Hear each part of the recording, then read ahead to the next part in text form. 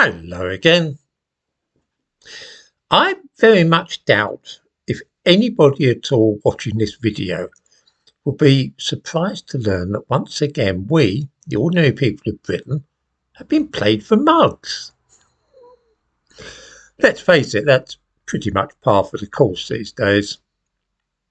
When the war in Ukraine began 2 years ago, there was a feeling that we should support the beleaguered nation by allowing some women and children to come and stay here for a while until the fighting was all over.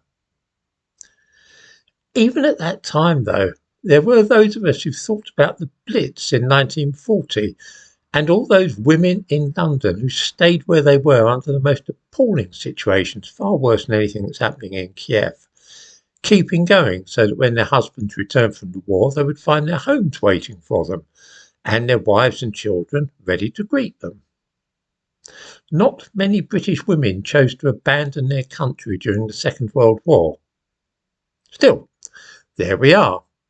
This was to be a temporary act of charity, and we would let some women come here from Ukraine to shelter until it was safe for them to return home. Does everybody remember that, I wonder? In the description to this video, I give the latest figures from the British government from January the 22nd this year, which reveal that over 198,000 Ukrainians have now come to live in this country as a result of this policy. And guess what? They are also sending back to their homeland and inviting the rest of their families to come and live here too, under a scheme known as the Ukraine Family Scheme. This means elderly people, children, women, disabled, and anybody else whom they can think of who might like to come and live in Britain. In other words, this has changed from being a temporary arrangement to give emergency shelter to vulnerable people into a major component of mass immigration to this country.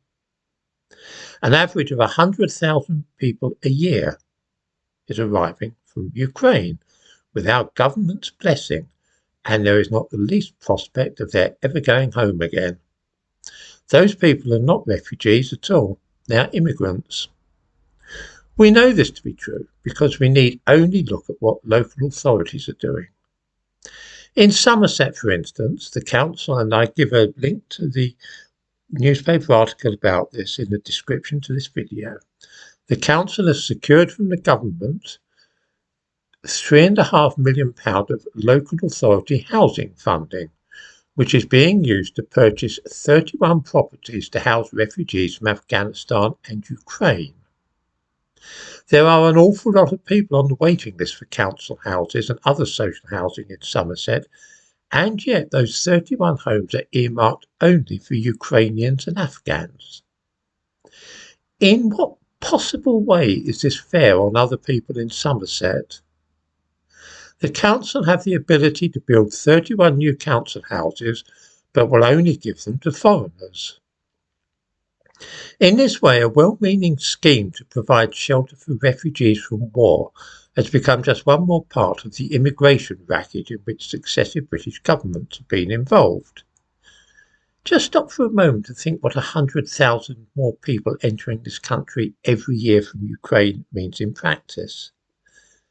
It means more than the population of Grimsby in England or Stirling in Scotland coming here and needed to be housed and have medical services provided for them.